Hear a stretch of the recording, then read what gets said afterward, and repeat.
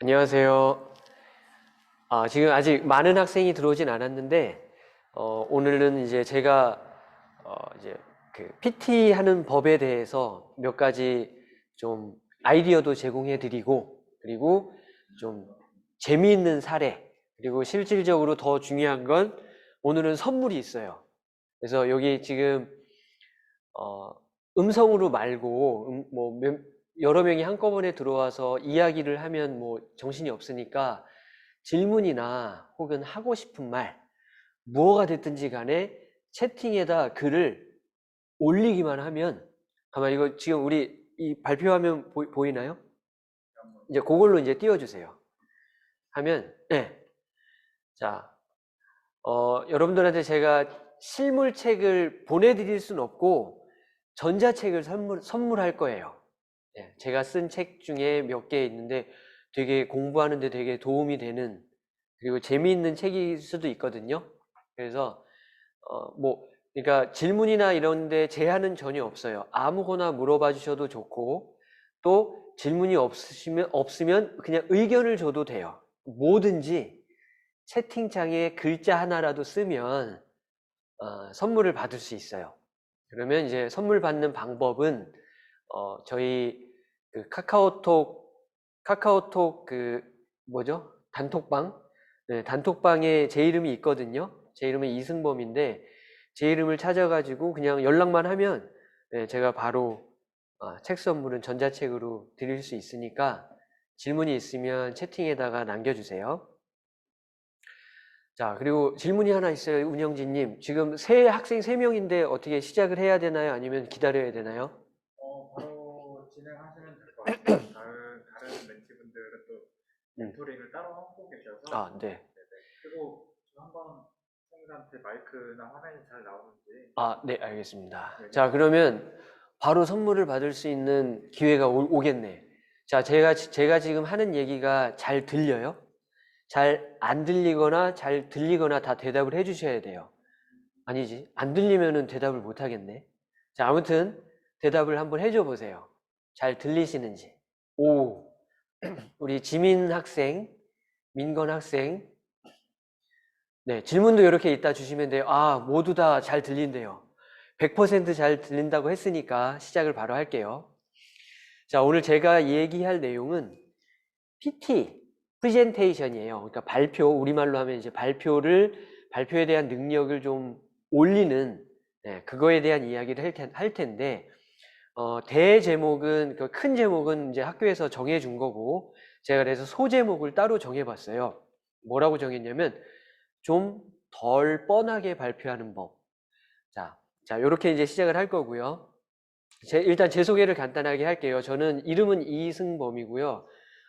여러 가지 직업을 가지면서 살아오고 있는데, 가장 대표적인 직업은 대학 교수예요.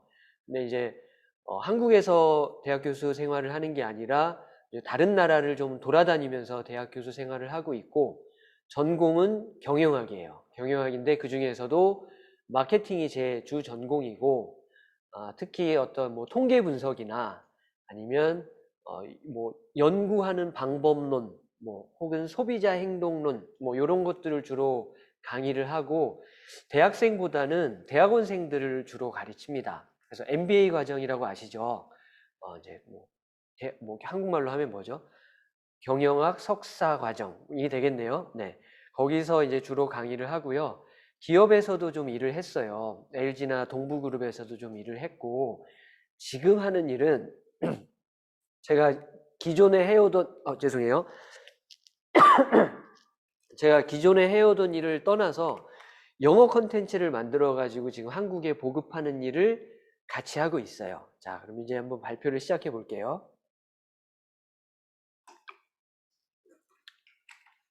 자, 그래서 지금 현재 하는 일은 보통 사람들의 글로벌 프로젝트라는 이름 하에 제가 활동을 하고 있는데, 이제 저희 멤버들의 사진이고요. 간단히 소개하면 이거예요. 어릴 때 이제 공부를 못했던 학생들을 영어를 통해서 공부를 좀 잘하게 만들어줘서 뭐 이제 대학 강사나 영어 강사들로 만들어주는 프로젝트가 저희가 하는 일의 목적이고, 이 일은 제가 2015년부터 시작을 해서요.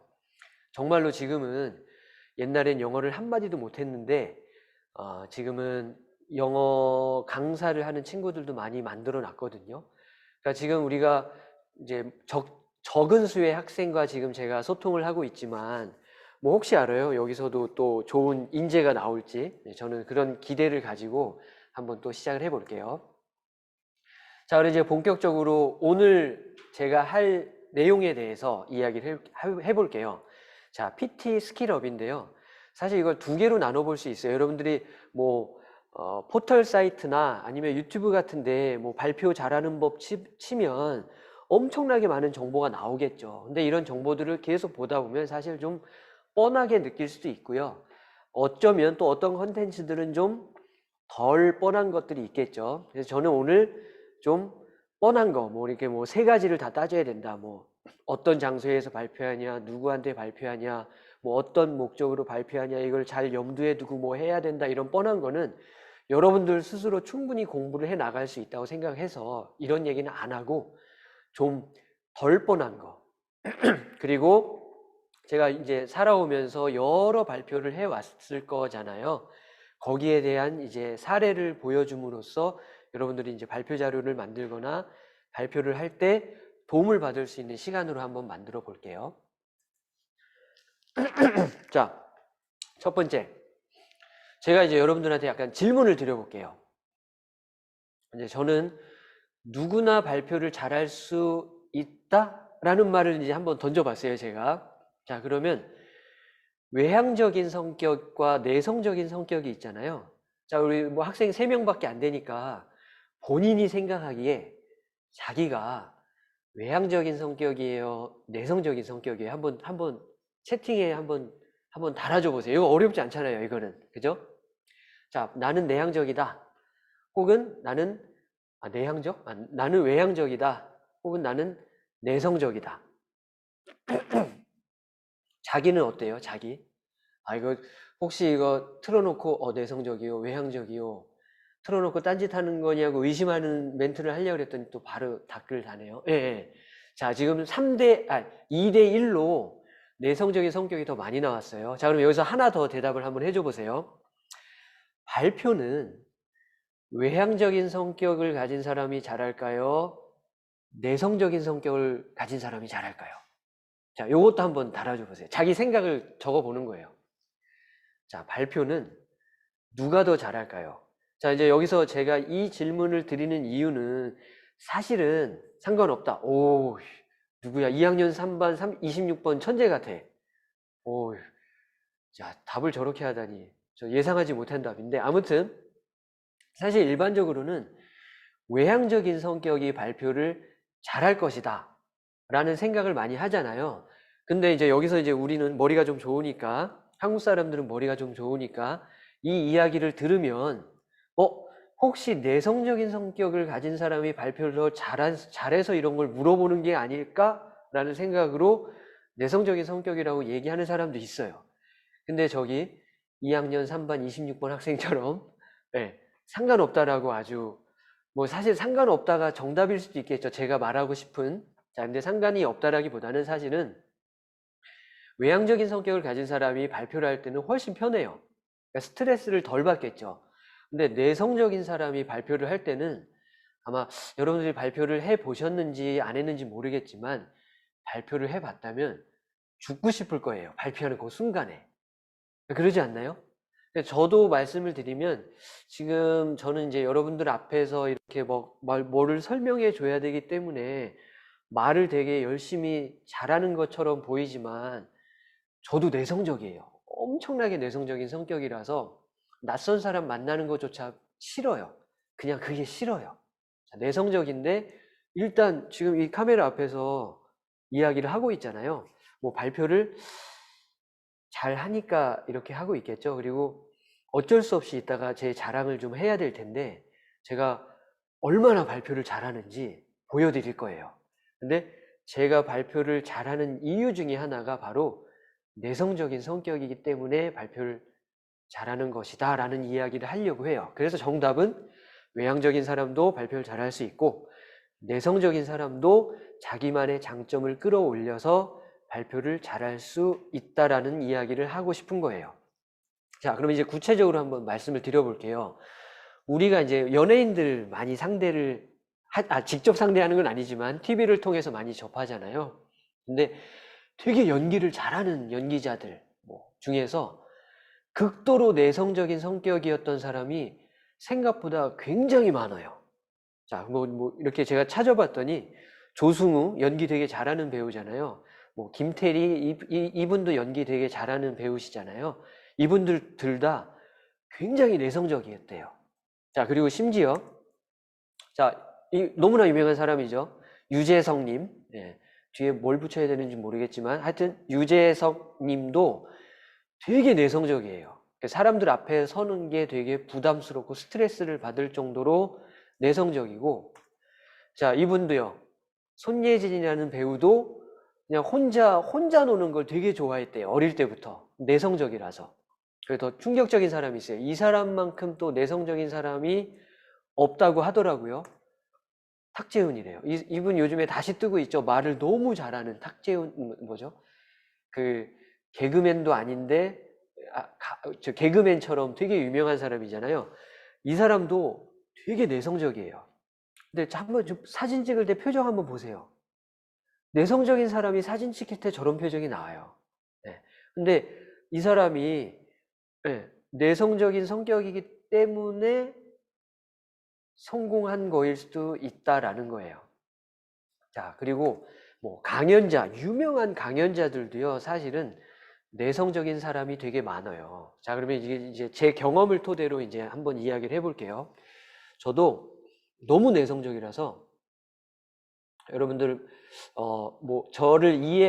한 명의 친구는 저를 이해 못할 거고 나머지 2명, 내성적이라고 자기를 표현한 2명의 학생은 이해를 할 수도 있는데 저는 택시를 안 타요. 웬만하면. 왜 안 탈까요? 택시를. 맞아요.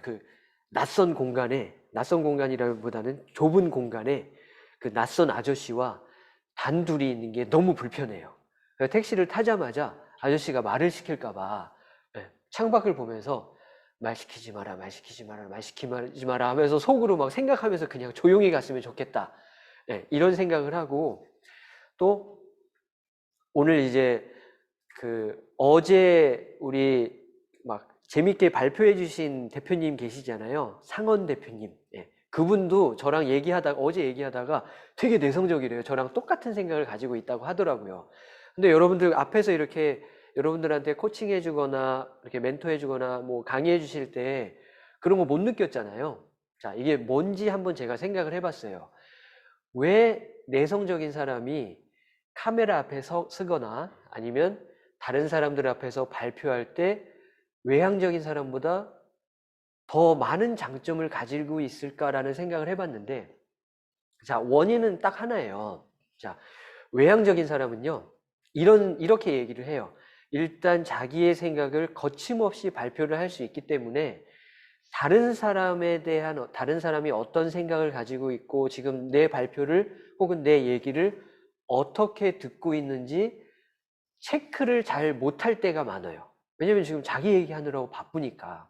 근데 저처럼 그리고 저렇게 두 학생처럼 내성적인 성격을 가진 사람들은요. 뭘 하냐면요. 꾸준히 관찰을 해요. 이렇게 가만 조용히 있으면서 지금 얘기하는 사람이 어떤 성향인지 어떤 생각을 가지고 있는지 왜 저런 얘기를 하는지 곰곰이 생각할 여유가 되게 많아요.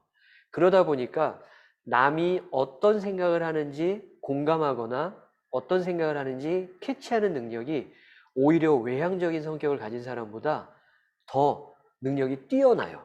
근데 이게 이렇게 발표하거나 할 때는 결국 이것도 소통하는 자리잖아요. 그래서 이렇게 연단에 섰을 때 떨려요. 굉장히 떨리기는 하지만 여기 앉아있는 사람들, 내 이야기를, 내 발표를 지금 듣고 있는 사람들의 생각이 어떠한지를 캐치해내는 능력이 탁월해요. 그러다 보니까 내가 지금 이 얘기를 했더니 좀 재미없어 하는 것 같네. 그럼 좀 더 재밌게 얘기해 봐야지. 이런 생각을 순간적으로 빨리 할 수도 있고요. 또 여기서 이런 얘기를 해주면 빵 터지겠다라는 생각을 더 빨리 캐치해요. 그래서 이런 연예인이나 혹은 뭐 배우 혹은 유명한 강연자 중에서 내성적인 성격을 가졌기 때문에 성공한 사람이 굉장히 많아요. 그러니까 여러분들도 그렇게 할 수 있다라는 얘기를 드리고 싶었던 거고요. 제가 근데 이 얘기를 왜 하냐면, 이제 저는 여러 나라를 다니면서 살아서 이렇게 봤는데, 유난히 한국 사람들은 내성적인 사람이 더 많아요. 자, 그리고 또 하나, 어제 이제 대표님께서 이제 추천해 주신 책인데요. 콰이어트라는 책이에요. 근데 제가 이 얘기를 드렸더니 이걸 과학적으로 증명한 사람이 있다. 그리고 이 책이 되게 히트했었다 해가지고 저는 이 책을 몰랐었거든요. 찾아봤더니 뭐 간디나 아인슈타인 뭐 이렇게 완전 세상을 바꿀 정도로 업적을 남긴 사람들은 내성적인 사람이 되게 많다. 그리고 이 사람들이 왜 이렇게 성공을 했는지에 대한 걸 과학적으로 설명한 책이더라고요. 그러니까 이거는 제 주장이 아니라 충분히 그럴 수 있다라는 거를 이제 뒷받침하려고 했고요. 자, 일단 이런 말을 드리고 싶어요. 자, 첫 번째 소주제가 이제 끝나는 거예요. 자, 우리한테 내성적인 사람들한테 우리가 정말로 많이 듣는 얘기가 뭐냐면, 야, 그냥 자신 있게 발표해 라는 얘기예요. 근데 여러분 그게 돼요? 안 돼요? 안 되잖아요. 자, 그래서 저는 이 말 되게 싫어해요. 떨려 죽겠는데 자신 있게 발표하래요. 자, 그래서 저는 지금 물론 이제 나이가 좀 많아졌으니까 자신 있게 발표를 하기는 해요. 이제 어릴 때 그런 좀 힘듦을 좀 극복이 돼 있죠. 많이 하다 보니까. 자, 근데 저는 이 얘기를 하고 싶어요. 자신 있게 발표하라는 사실 우리한테 안 먹히고요. 그냥 제가 쓰는 방법은 이거예요. 자신 있게 부끄러워 하면 어떨까요? 그냥 내 부끄러워하는 이 성격을 그냥 자신 있게 보여주는 거예요. 나는 부끄러워서 이렇게 좀 떨리고 표정도 어색하고 말이 씹히기도 하고 이렇게 좀 버벅대기도 해요라는 거에 그냥 자신감만 가지면 누구나 발표할 때 좀 편하게 할 수 있어요. 그러니까 굳이 이 내성적인 성격, 부끄러워하는 성격을 자꾸 숨기려고 하니까 거기서 오는 스트레스 때문에 발표할 때 힘들어하는 거예요. 근데 이제 그럴 필요가 없다. 그냥 이 내 부끄러워하는 모습을 그냥 자신 있게 그냥 예, 표현하는 걸로만 해도 충분히 발표할 때 그 어려움 생기는 걸 극복할 수가 있어요. 근데 이제 그것만 넘기면 여러분들도 이렇게 내성적인 성격으로 성공한 사람처럼 될 수 있다는 걸 보여드리고 싶었고요. 자, 이제 좀 실질적인 좀 도움되는 얘기를 또 더 진행을 해볼게요. 제일 어려운 게 뭐냐면 사실 시작 부분이에요. 그러니까 시작만 어떻게 잘하면 발표를 이렇게 저희가 끌고 갈 수 있거든요. 저희 같은 사람들도요. 자, 이제 그 외향적인 성격이라고 표현했던 분들, 뭐 표현했던 분이 이제 소외 당할 수 있는 시간은 끝났어요. 이제 다 같이 공통된 주제로 넘어온 거예요. 자, 시작 부분을 되게 잘해주면 되는데, 자, 어떻게 발표를 시작하는지에 대한 이야기를 한번 해볼게요. 근데 제가 다른 사람들이 이제 시작하는 모습들을 막 보여줄까라는 생각을 하다가 아니다. 내가 가진 컨텐츠를 가지고 저도 시작을 되게 다양하게 하고 있거든요. 그 다양한 사례들을 한번 보여드릴게요. 자, 제가 가진 컨텐츠의 이해를 위해서 잠깐 공부처럼 한번 해볼게요. 자, 잠깐 한 3분이면 돼요. 자, 제가 가진 컨텐츠가 일단 발표하는 주된 내용이 뭐냐면 한번 요약을 한번 해보면, 자, 한국 사람들이 영어를 어려워할 때 한국 사람들이 영어를 어려워하잖아요. 근데 거기에 대한 해결책으로 뭔가 제시해주는 컨텐츠를 제가 발표를 하거든요. 자, 그래서 이제 예를 한번 드려볼게요. 여러분들 good. good이 무슨 뜻이에요? 그러면 good 하면 당장 어떤 생각이 떠올라요? 예, 너무 쉬운 단어죠. 좋다. 그죠? 승민건 학생 선물 줄 거예요. 꼭 저한테 연락하세요. 학생들이 그새 좀 늘었네요. 자, 늦게 온 학생들을 위해서 여기 채팅창에다가 질문을 남겨주거나 의견을 달아주면 제가 만든 책을 전자책으로 제가 사서 보내드릴 거예요. 자, 선물이 있으니까 참여해달라는 말씀 다시 한번 하고요. 자, 민건 학생이랑 아까 저 대답해준 학생들도 다 선물 받을 거예요. 자, good 하면 좋은이에요. 근데 사실 I'm good at swimming 그러면요, 나 수영 좋아해가 아니라 나 수영 잘해라는 뜻이 되고요. 좋다가 아니죠. 그리고 이건 너무나 잘 알겠죠. good. good하고 뒤에 복수형을 붙이면 뭐라고 설명하냐면 상품이라고 이야기를 해요. 그죠? 근데 좋은이랑 상품이랑 무슨 관계가 있지? 좀 헷갈리잖아요. 그리고 또 한국 사람들이 되게 틀리는 영어 중에 하나가 뭐냐면 너 이거 먹을래? 그랬을 때 외국 사람이 I'm good 그래요. I'm good. 그러면 좋아? 그럼 먹어라고 제안을 하거든요. 근데 I'm good은 좋아가 아니고요. No thanks예요. 괜찮아. 안 먹을래 라는 뜻이에요. 자, 그러면 굿이 좋은이란 뜻이 아니라는 뜻이에요. 자, 그러면 굿은 도대체 무슨 뜻이냐? 한번 제가 이해를 시켜 볼게요. 그러면 여러분들 이제 여기 설명 안 된 I'm good at swimming, 뭐 good, I'm good 이게 다 이해가 될 거예요. 자, 굿은 무슨 뜻이냐면 보세요. 좋은이랑 겹치는 부분은 있어요. 근데 다른 뜻이에요. 약간 다른 뜻인데 이걸 어떻게 수정하냐면 자, 굿의 영어식 의미는 자, 쓸모있는, 유용한, 혹은 효과적인, 그래서 적당하거나 충분한, 그러니까 어떤 물리적인 혹은 물질적인, 실질적인 활용이에요. 그 활용 측면에서 좋은 거예요. 그러니까 나이스 같이 기분이 좋거나 그런 게 아니라 활용 측면에서 좋은 거예요. 그래서 좋은 거예요. 자, 그러면 다 이제 다시 이해가 될 거예요. 자, I'm good at swimming. 자, 수영하는 데 있어서 내가 유용하다는 거예요. 내가 참 잘 활용될 수 있다라는 거예요. 그러면 나 수영 잘해가 되는 거고. 자, good 하면 굿이 왜 상품이 되고 재산이 되는지 이제 이해되시죠? 그냥 쓸모있는 물건이니까 예, 상품이 되는 거예요. 그게 good가 되는 거고. I'm good도 자, 나 충분해란 뜻이죠. 그냥 예, 좋은이 아니라 I'm good. 나 이미 충분해. 그러니까 더 안 먹어도 돼. 이거 나한테 필요 없어. 이런 뜻이 되는 거예요.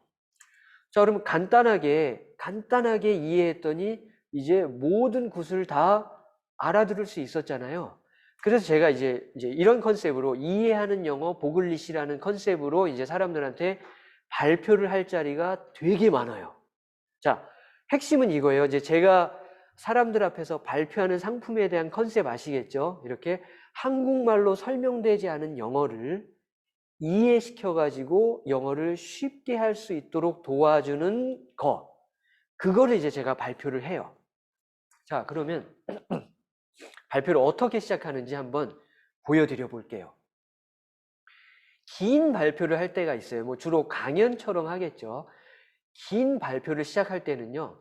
사실 처음부터 내가 본론을 막 얘기할 필요는 없어요. 근데 우리가 발표하는 시간은 비록 5분이지만 내가 정말 주고자 하는 메시지를 강력하게 주고 싶으면 사실 그 처음에 뜸들이는 부분을 길게 해도 꽤 효과가 있어요. 자, 그거에 대한 사례를 하나 보여드릴게요.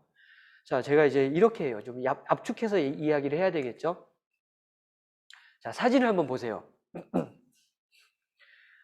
제가 5년 동안 살았던 호주에 있는 도시예요. 보기만 해도 너무 예쁘잖아요. 사람들이 사진을 보면 일단 첫 번째 시선을 확 끌어요. 그래서 우와, 되게 좋은 데다. 제가 이런 데서 살았습니다. 5년 동안. 자, 여기 이름은 골드코스트라는 곳이에요. 호주에 이제 골드코스트라는 도시인데, 자, 제가 여기서 5년 동안 살았습니다. 이러면서 이제 약간 시선을 끌어요.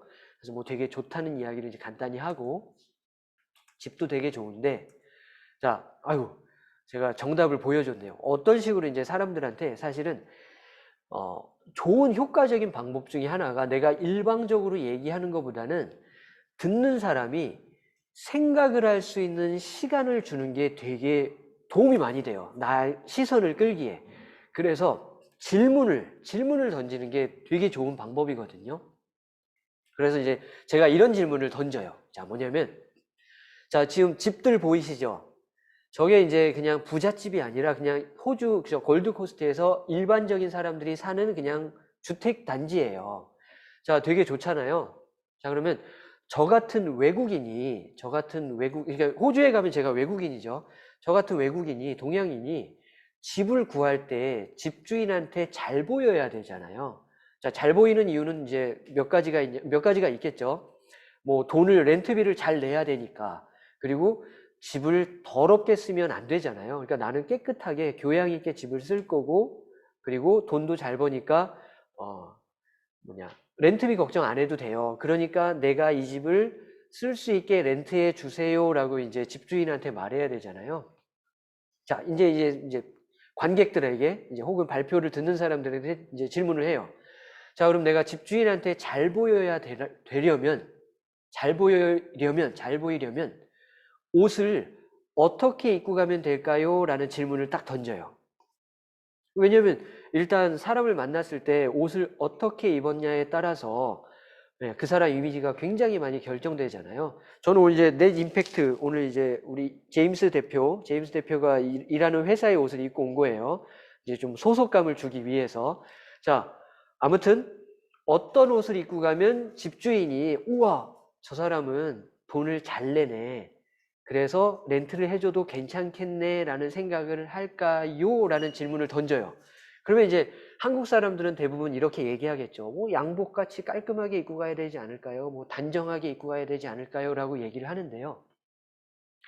자, 질문에 대한 답을 너무 뻔한 걸 주면 재미없잖아요. 시선 끄는데 효과적이지 않을 수가 있어요. 이럴 때 내가 아는 지식 중에서 최고로 반전이 있는 걸 찾아와서 질문을 던진 거예요. 저도 지금 그걸 던져본 거예요. 그리고 이제 답을 얘기해 줍니다. 자, 이렇게 입고 가면 집주인이 렌트를 잘해줍니다 라고 이야기를 해요. 뭐냐면 이 옷이요. 자, 여러분들 뭐 외국에서 어릴 때 정말 저 나라에서 살다 온 친구들은요 알 거예요. 왜 제가 이 얘기를 하는지. 자, 왜 이 옷을 입고 와야 되냐면 저 옷을 입고 있으면 무슨 뜻이냐면 호주에서는 돈을 잘 번다는 뜻이에요. 그러니까 양복을 입고 일하는 사람들보다 그러니까 작업복을 입고 일하는 사람들이 돈을 잘 번다는 뜻이에요. 그리고 저분은 지금 직업이 벽돌공이에요. 벽돌을 쌓는 벽돌공이에요. 자, 그리고 지금 팔에, 좀 그림을 보시면 팔에 시멘트 살짝 묻어 있죠. 이거는요, 정말로요, 그 집주인을 만나러 갈 때 시멘트를 좀 묻히고 가면 더 좋아요. 현직이라는 뜻이에요. 아, 바쁜데 내가 돈을 많이 버는 사람인데 잠깐 렌트하려고 온 느낌이 나요. 그래서 저런 식으로 진짜 저렇게 입고 가면 집주인이 렌트를 더 잘해주고요. 은행에 가도요, 양복 입은 사람들보다 저 옷을 입은 사람들을 더 잘해줘요. 자, 그래서 실제로 대학에서 이렇게 이제 연구원을 하거나 뭐 신임 교수가 되면 지금 글자에 살짝 지웠지만 하루에 한 30만 원 벌어요. 그러면 연봉이 8천만 원이거든요. 근데 이 사람들은 평균으로 이제 똑같은 연령대로 이제 잡으면 1억 5천 정도를 벌어요. 제가 있었을 당시에, 제가 호주에 10년 전에 있었거든요. 그 당시에는 1억 5천 정도를 벌었어요. 그럼 우리가 평상시 생각하던 생각이랑 많이 다르잖아요. 근데 여기서 이제 제가 이야기했잖아요. 긴 시간 발표할 때예요. 긴 시간. 그래서 시간 여유가 있으니까 이제 더 반전을 줘요. 자, 그러면 하루에 30만 원 버는 사람은 연봉이 8천만 원이에요. 근데 어느 도시에서 벽돌공이 갑자기 모자랐어요. 벽돌공이 모자르면 벽돌공의 몸값이 어떻게 돼요? 막 올라가겠죠. 자, 그래서 제가 있을 때 벽돌공의 몸값이 얼마까지 올라갔냐면 하루 300만 원까지 올라갔어요. 그러니까 하루 나가서 벽돌을 막 쌓으면 일당 하루에 받는 돈은 8시간 일해서 받는 돈이 300만 원이었어요. 300만 원. 그러면 여기서도 또 반전이잖아요. 그러면 자 보세요. 하루에 30만 원 버는 사람이 연봉이 8천이면 하루에 300만 원 버는 사람의 연봉이 얼마예요? 라고 물어보면 이거 계산 어려워요? 자, 다시 하루에 30만 원 버는 사람이 연봉이 8천만 원이면 자, 10배죠. 10배라고 제가 말했어요. 하루에 300만 원 버는 사람의 연봉은 얼마가 돼요? 8억이 된다라고 답을 하잖아요. 근데 8억을 버는 사람이 아무도 없어요. 또 반전이에요. 뭐냐면 이 벽돌공들이 뭐라고 얘기하냐면요. 야, 내가 하루만 일해도 300만 원을 버는데 무엇하러 맨날 일해? 예요. 근데 우리는 한번 뭐 여러분들 아버지 세대를 한번 생각해 보세요. 여러분 아버지가 300만 원을 하루에 300만 원을 벌어요. 자, 그러면 여러분의 엄마가 여러분들 아빠한테 당신 돈 많이 버니까 일주일에 2번만 일하세요. 그래도 우리 가족 충분히 먹고 살 수 있어요. 라고 얘기할까요? 아니죠. 주말에도 일할 수 있나? 우리 남편 주말에도 일할 수 있나? 막 이렇게 얘기할 거예요. 그러니까 생각 자체가 다른 거죠. 호주 사람들이 갖는 그 삶에 대한 생각. 그리고 우리는 좀 열심히 살잖아요. 한국 사람들은 뭐 그게 나쁜 건 아니에요. 그러니까 우리는 자기를 희생하면서 자기 몸을 막 희생하면서 열심히 살잖아요. 자, 그러면 우리 문화에서는 하루에 300만 원 버는 사람은 매일 일할 거예요. 근데 호주 같은 나라에서는 그렇게 일을 안 한다는 거죠. 그럼 이제 제가 여기서 드린 수많은 이 질문과 사례들이요, 다 결국 사람들의 생각을 막 일깨워주는 역할을 했을 거예요, 아마. 자, 그렇다면 좀 그렇다라고 해줘도 선물 받을 수 있어요. 그러네요, 뭐 이런 것만 달아도 선물 받을 수 있어요. 자, 아무튼, 자, 제가 이 얘기를 하면서 결국 결론을 어떤 식으로 끌고 가냐면, 영어도 결국 한국말에 갇혀가지고 영어를 하는 게 아니라, 이렇게 생각을 벗어나서, 굿이라는 게 그런 뜻을 가지고 있다라는 생각을 못 했을 거잖아요. 근데 이렇게 생각을 자꾸 넓혀가는 걸로 얘기를 해주면 영어도 이해할 수 있다. 결국 내가 기존에 가지고 있던 생각을 벗어나면 쉽게 이해할 수 있고 영어가 재밌어지고 뭐 이런 식으로 막 설명을 하려고 이제 앞에 긴 부분을 얘기하는 거고요. 자, 시간이 짧잖아요. 그럼 시간이 짧으면 임팩트 있는 거를 짧은 걸 준비하면 되겠죠. 자, 그래서 자, 발표 시간이 짧을 때에 어떤 식으로 꺼내는지 한번 볼게요. 이제 제 사례예요. 자, 발표 시간이 짧을 때는요, 그냥 이렇게 얘기하고 지나가요. 자, 제가 직업이 뭐라 그랬죠? 대학 교수라 그랬잖아요. 그리고 뒤에 나오겠지만 저는 되게 좋은 일을 많이 했어요. 예, 훌륭한 일도 많이 하고, 자, 이제 그거를 어쩔 수 없이 이제 보여드릴 거예요. 이제 발표 자료를 보여드려야 되니까. 자, 그런데 저는 수능 영어, 사실은 뭐 이제 중앙일보 요 기자님이, 전 사실 여러분들 아시는지 모르겠지만 학력고사 세대긴 한데, 그러면 이제 학생들이 못 알아듣는다 그래서 이제 수능 영어라고 했는데, 저는 영어 9등급이었어요. 영어 9등급인데 외국에서 당연히 영어로 강의를 하겠죠. 외국에서 이제 영어로 강의하는 대학 교수가 됐어요라는 그냥 수능 영어 9등급이 어떻게 외국 대학 교수가 됐을까로 그냥 이미 충분히 할지 모르겠지만 사람들의 시선을 끌 수가 있겠죠. 이런 식으로 짧게 임팩트를 줄 때는 또 짧은 컨텐츠를 이렇게 꺼내기도 하고요. 또 대상에 따라서 또 똑같은 컨텐츠임에도 불구하고 자, 중간에 들어온 학생들이 있으니까 똑같은 컨텐츠임에도 불구하고 어떻게 시작을 달리 하는지를 지금 설명을 드리고 있는 거예요. 자, 학생 혹은 학부모에게 발표를 할 때는 약간 이런 식으로. 자, 학생한테 할 때는 왜 영어를 아무리 공부해도 성적이 늘지 않을까? 자, 충분히 관심 가질 만한 제목이죠. 이런 식으로 이제 주의를 끌기도 하고요. 그리고 또 학부모들한테는 영어 성적이 아무리 올라도 왜 진짜 영어는 안 느는 걸까? 이런 식으로 이제 잡아서 들어가기도 해요. 그럼 이것도 이제 간단히 이제 보여드릴게요. 그러면 이제 원래는 영어 성적이 오르면 실제 영어 능력도 올라야 된다가 정상이잖아요.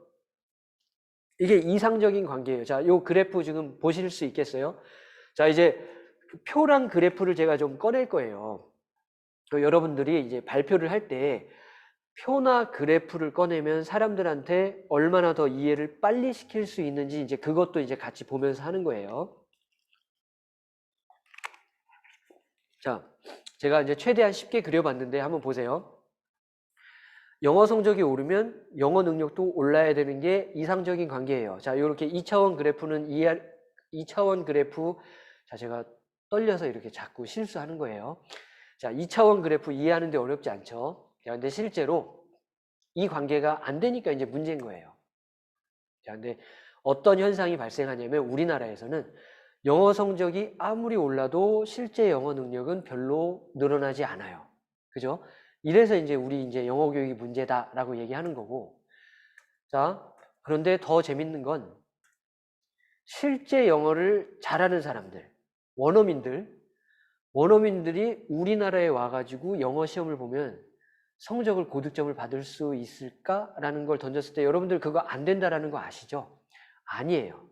자, 그리고 심지어 어린애들, 영어 잘하는 어린애들도 성적은 엄청나게 낮게 나오겠죠. 자, 결국 이제 상관이 없다는 뜻인데 이게 뭐냐면 결국 우리가 우리말 사고에 갇혀가지고 그러니까 아까 굿 제가 설명을 드렸잖아요. 좋은, 그러니까 굿 하면 좋은이라는 우리말이 턱 꺼내지는 거예요. 그러면 그 좋은이라는 그 우리말이 굿을 못 쓰게 방해하는 거죠. 이렇게 딱 갇혀가지고 말이 잘못 나왔습니다. 갇혀 있는 상태로 만들어가지고 못 쓰게 만드는 거예요.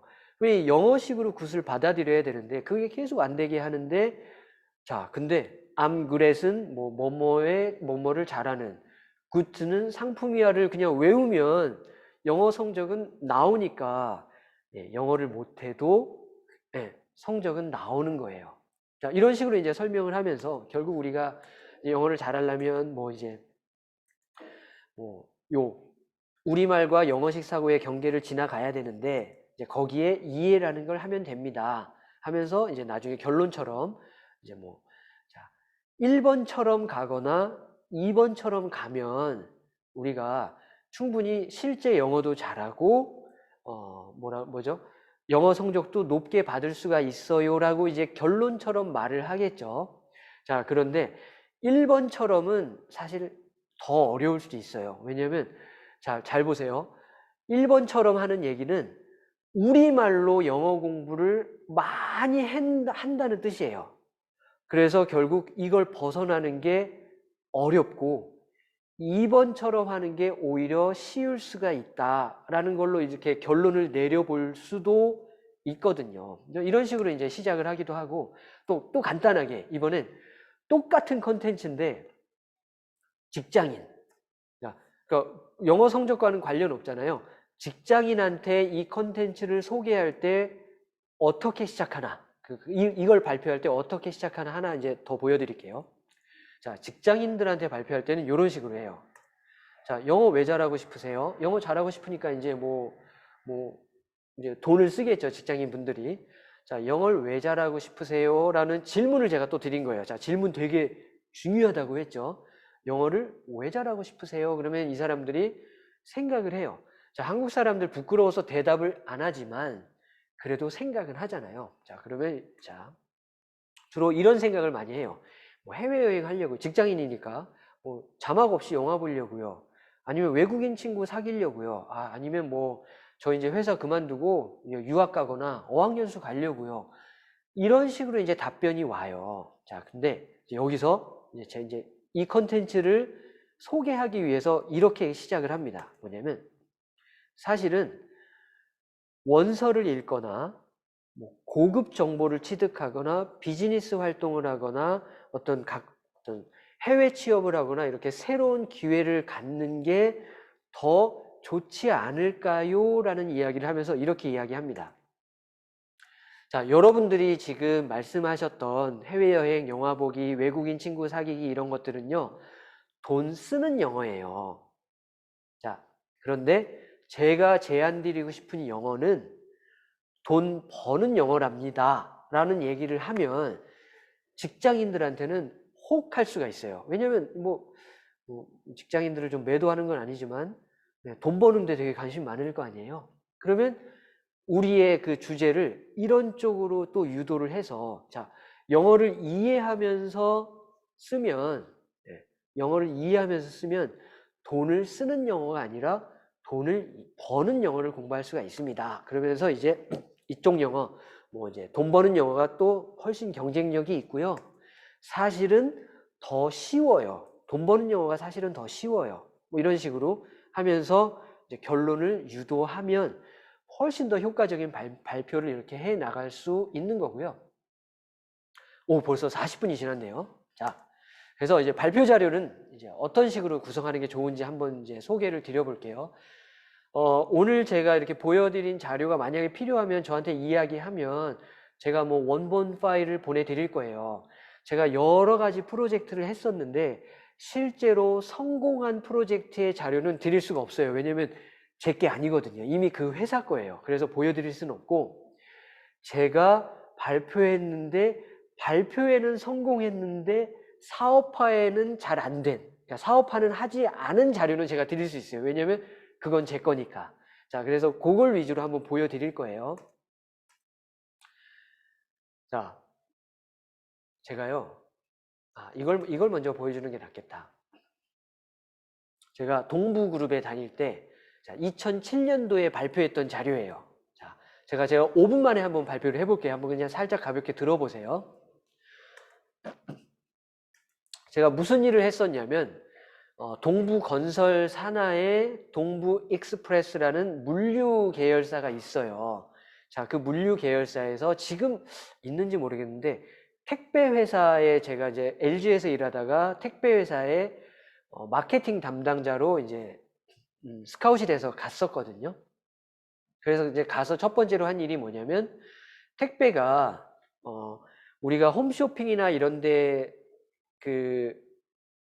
물건을 주문하면 회사가 우리한테 보내주는 거죠. 회사가 우리한테 보내주는 거라 그런 거는 비즈니스 투 커스터머 해가지고요. B2C라 그래요. 자, 근데 고등학생이라고 제가 너무 수준을 너무 낮잡아 보나? 근데 우리가 직접 친구한테 택배를 보낼 수도 있잖아요.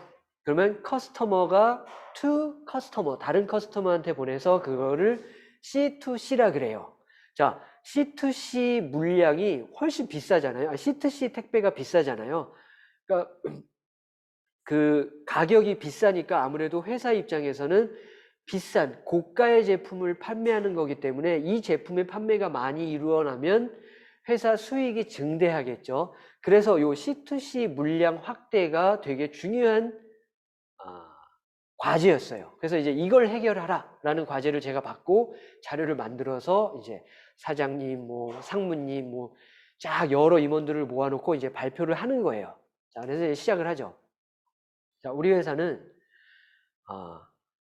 이제 뭐 411억, 택배 매출이 이제 400억이 있고 뭐 이제 소개를 하겠죠. 뭐 이득이 있는데, 자, B2C 택배는 단가가 2,000원밖에 안 되는데 C2C는 4,000원이나 됩니다. 근데 우리 C2C 물량 비중이 8%밖에 안 돼요. 이거를 확대해야 돼요. 그래서 소비자를 분석해 봤더니, 자, 이것도 어떤 기존에 보내고 싶은데 연락이 잘 안 되는 거예요.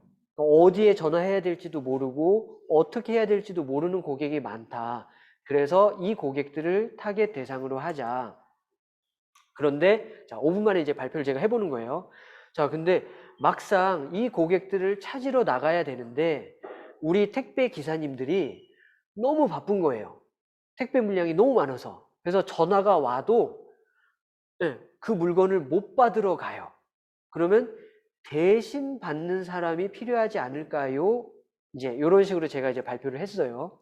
자, 그래서 대신 우리 택배를 받아주는 사람을 제가 찾아보려고 노력을 했어요. 자, 그런데 뭐냐면 빨리 가서 가져와야 되잖아요. 빨리 가서 가져와야 되고 그 다음에 기왕이면 포장도 해주면 좋지 않을까요? 왜냐면 집에서 택배 포장하는 거 생각보다 쉽지 않잖아요. 뭐 뽁뽁이가 집에 구비되어 있는 것도 아니고. 그리고 또 선물 같은 거 보낼 때는 예쁘게 포장하면 또 좋잖아요. 속에 포장. 겉에 포장이야 뭐 어차피 더럽게 해도 상관없지만 속에 포장도 예쁘게 아예 택배 회사에서 해주면 어떨까요? 라는 아이디어를 제가 도출했습니다. 그래서 알아봤더니 꽃가게에 있는 그 배송 조직을 이용하면 꽃가게에서는요 자기네들이 직접 배송하고 싶어 해요. 왜냐면 친절하게 배송하면 좋으니까. 자, 근데 배송 물량이 그렇게 많지 않으니까 자기가 배송 인력을 고용하지 못하는 거예요.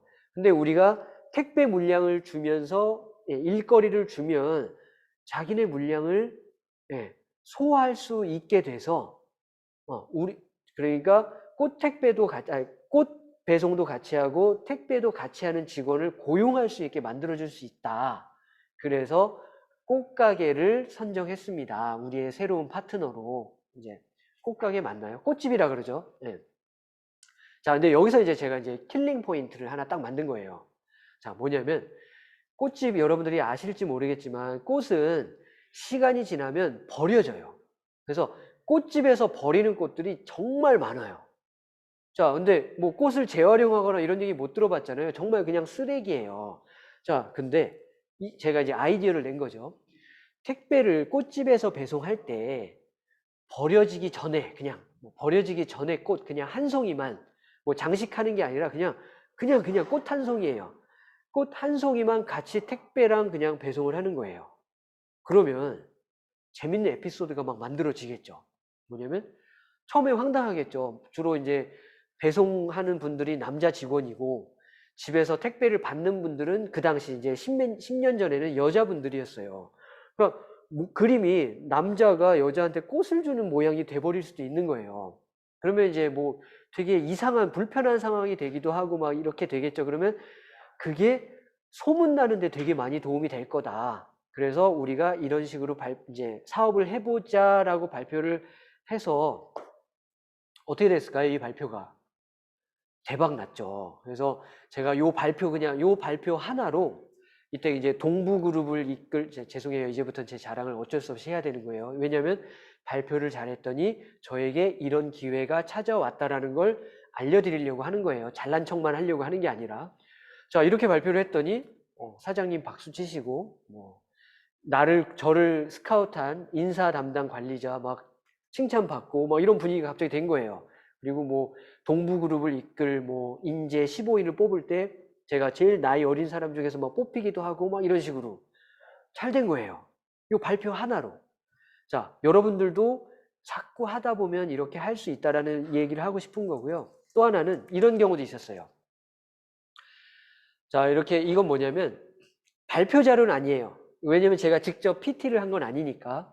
근데 누가 칩을 하나 개발해서 이걸 자동차에 넣는 걸 특허를 받은 거예요. 근데 이 아이디어는 정말 별거 없어요. 그러니까 기술적이게 들어간 게 아니라 아이디어였어요. 아이디어. 그러니까 제가 시계를 보면서 해야겠죠. 칩을 자동차에 넣어서 활용하자까지가 이제 아이디어였고, 이걸 가지고 저보고 사업화를 시켜달라는 이제 의뢰? 부탁이 전혀 이제 아는 사람이 했으니까. 해서 제가 이제 칩을 이제 자동차에 넣는데, 그러면 프라이버시 문제가 있고, 그 다음에 결국 이 칩에 들어간 데이터를 활용할 때 그 비용을 어떻게 감당할 것이냐, 라는 이제 이슈가 있어서 활용이 안 되어 왔다. 그래서 제가 이제 아이디어를 낸 게 뭐냐면, 자동차는 개인 소유지만 번호판은 개인 소유가 아니잖아요. 사실 정부 소유잖아요. 그래서 번호판에 칩을 차라리 넣으면 어떻겠냐. 그리고 또 우리나라는 없지만 이 자동차 등록증이 있는 나라가 있어요.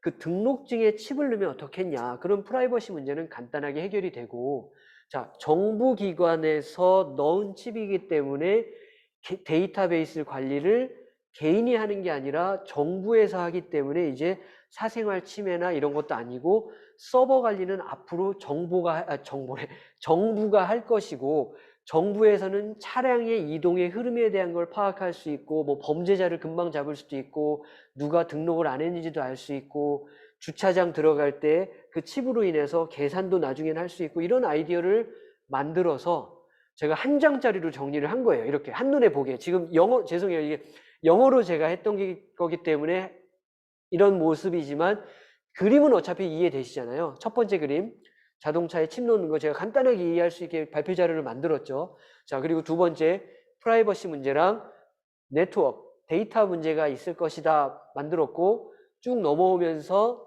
그냥 이렇게 자동차 번호판에 넣고 등록증에 넣고 이런 식으로 서버 관리를 어떻게 하고 간단하게 그림으로 설명하니까 이 한 장짜리로도 임팩트가 있어졌잖아요. 그래서 제가 이거를 전 세계에 유명한 자동차 회사 몇 개가 있잖아요. 벤츠 만드는 회사, 뭐 BMW, 뭐 폭스바겐, 우리나라 현대자동차 뭐 이런 데다가 제가 이 아이디어를 보낸 거예요. 자, 그래서 어떤 결과를 제가 받아냈냐면 벤츠 회사의 회장님, 그러니까 벤츠를 만든 이제 다임러라는 회사거든요. 그때는 이제 다임러 에이지라 해서 크라이슬러랑 같이 합병되어 있던 회사였었어요. 제가 이 편지를 보냈을 당시에는. 자, 그 회장님한테 편지가 왔어요.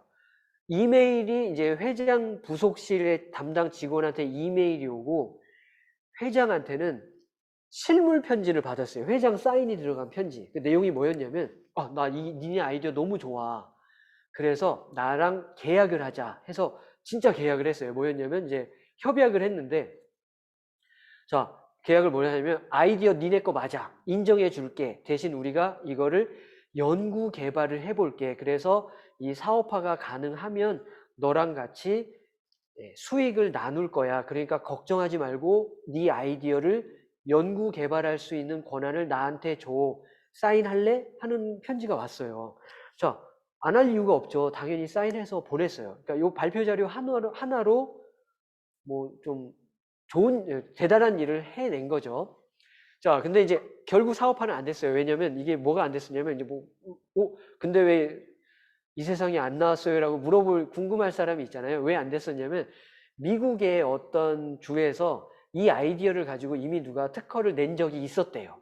그래서 이제 전 세계에 특허가 안 나와가지고 뭐 사업화는 안 됐던 이런 경험이 있었거든요. 결국 이런 발표 같은 거를 이제 어떻게 하느냐, 요건 이제 시간 관계상 제가 LG 다닐 때 이제 제안했던 건데, 뭐 시간 관계상 이거는 이야기를 못 할 것 같고. 자, 그래서 이제 제가 지금 하는 일을 지금 이제 막 준비하는 거예요. 여러분들이 뭐 지금 준비하듯이 저도 지금 막 뭘 준비하는데, 제가 이런 프로그램을 만들 수 있어요. 영어 공부를 사람들이 잘 안 하잖아요. 잘 안 하잖아요. 어른들 잘 안 해요. 왜냐면 여러분들처럼 뭐 시험을 보거나 그럴 이유가 없으니까. 자, 그래서 영어 공부를 하게 만들려고, 그러면 차라리 영어를 가르치게 하면 영어 공부를 하지 않을까 해가지고요. 이제 보글리시 강사 양성 과정을 제가 막 만들어 보고 있어요. 그래서 이걸 어떻게 커뮤니케이션 하냐면 그냥 한마디로 얘기해줘요. 가르치는 것이 최고의 공부이다. 이렇게 얘기해주면 사람들이 확 와닿는다고는 하더라고요. 그래서 이제 저도 이런 식으로 준비를 하는 거고. 자, 오늘의 결론을 좀 빨리빨리 내는 것 같지만. 자, 이제 여러분들이 이제 오늘 이제 발표 자료를 만들고 발표를 해야 되잖아요. PT 스킬업을 해야 되는데, 제가 말한 거에 대한 어떤 요약을 하면, 자, 당연히 기죽지 않기. 그러니까 부끄러워하는 사람 부끄러워할 필요 없다라는 거. 부끄러워해도 된다라는 거예요. 근데 어떻게 부끄러워하라고요? 자신 있게 부끄러워하라는 거예요. 나 부끄러움 많은 사람이야. 나 그래서 표정 이러고 나 좀 어리버리해. 그냥 자신 있게 부끄러워하면서 발표를 하면요, 훨씬 한결 쉽게 발표를 할 수 있게 될 거고요. 자, 그리고 초반부에 시선 끄는 게 되게 중요하다고 제가 말씀을 드렸잖아요. 초반에 청중들의 마음을 놓치면 그 발표는 그냥 죽는 거예요. 그래서 초반부에 시선 끄는 방법에 대한 예시를 제가 보여드렸고, 그 다음에 뭐 이제 많이 돌아다니더라고요. 뭐 7단어로 자기의 발표를 요약해서 초반에 딱 꺼내는 게 되게 중요하다. 이런 것처럼요. 가르치는 것이 최고의 공부이다. 이런 식으로요. 여러분들도 하나 준비를 해보면 되게 좋지 않을까 하고요. 자, 마지막 제언. 이미지 트레이닝. 자, 이게 뭐냐면 이제 앞에 했던 얘기는 아닌데 발표 연습을 해야 되잖아요.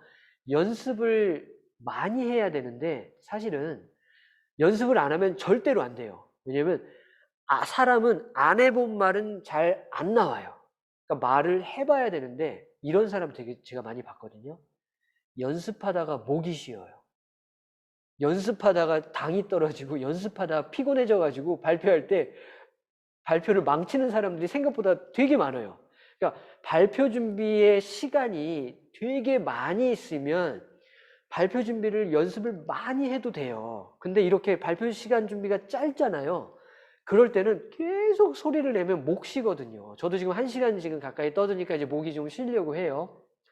자, 그럴 때는 이미지 트레이닝을 하는 거예요. 그러니까 실제로 발표하는 건 뭐 한 3번 정도만 하고 나머지는 뭐냐면 정말로 그리는 거예요. 내가 이 발표자가 앞에 있고 뭐 혹은 카메라가 앞에 있고 이거를 막 이미지를 그려놓고 진짜 발표하는 것처럼 시나리오대로 얘기를 해보는 거죠. 그러니까 시간이 없거나 내가 좀 체력을 아껴야 될 때는 이런 식으로 발표를 준비하는 것도 굉장히 많이 도움이 돼요. 이미지 트레이닝. 자, 이렇게 제가 하고 싶은 얘기는 끝냈고요. 자, 이제 5분 정도 남은 것 같아요. 제가 원래는 예상은 뭐 한 10분 남겨놓고 질문을 좀 받을까 했는데, 질문은 한번 혹시 있으면 한번 좀 남겨주시면 좋을 것 같고, 자, 단톡방에 제 이름이 들어있어요. 단톡방에 저한테 교수님이라고 해야 되나? 아무튼 뭐 원래는 형이라고 부르게 하는데, 모르겠다. 고등학생한테 형이라고 부르라고 말하기가 좀 미안하기도 한데, 아무튼 뭐 책 받고 싶어요 하면요, 제가 정말로 선물로 보내드릴 거예요. 저한테 그냥 보내주시면 되고요. 지금 이제 부끄러워서 질문을 못했는데, 나 진짜 궁금한 게 있다, 이건 꼭 물어보고 싶다, 이런 게 있으면 개인톡으로 물어봐도 제가 충분히 기분 좋게 답변해주고, 혹시 알아요, 또 친해질 수도 있잖아요. 이렇게 막 해외에 막 여러 나라 왔다 갔다 하는 대학 교수랑 뭐 이렇게 뭐 친구라는 표현을 써도 저는 된다고 생각하는데, 친구가 되면 얼마나 좋아요, 여러분들. 인맥도 넓어지고, 그리고 뭐 물어볼 거 있으면 막 물어보고, 영어도 물어봐도 되고, 어떻게 사는지 물어봐도 되고, 친해지면 좋잖아요. 그죠? 이제 여기 아까 2학년 3반 누구야? 그 친구 이름은 제가 이름이 바뀌었네? 나갔나? 자, 아무튼 모르겠지만, 이런 식으로 이제 친해지면, 충분히 여러분들도 좋은 일이 있을 수 있고, 저한테도 좋은 일이 뭐 생기지 않을까라는 생각을 합니다. 자, 일단 뭐 질문 없으니까 제 수업 발표는 여기까지 하고요. 다음에 또 만날 기회가 있으면 너무너무 즐거울 것 같아요. 아시겠죠? 자, 일단 저는 여기서 퇴장을 하겠습니다. 1시간 고생하셨어요. 이렇게 하라고? 안녕.